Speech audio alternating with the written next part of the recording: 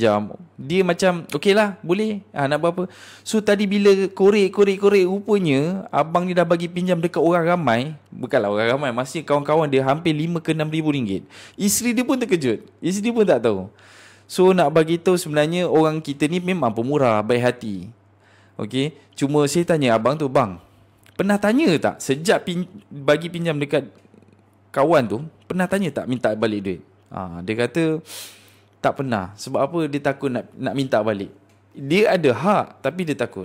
Jadi saya bagi tahu, bang, sebenarnya kita betul, kita kesian dekat kawan-kawan kita yang susah dan sebagainya. Tapi kita kena rasa satu benda, kita kena kesian kat diri kita.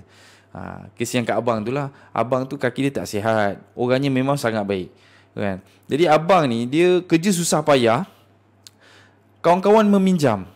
Bila kawan meminjam, kalau bayar tak apa, ni tak bayar balik. So saya cakap kat abang tu, abang yang pertama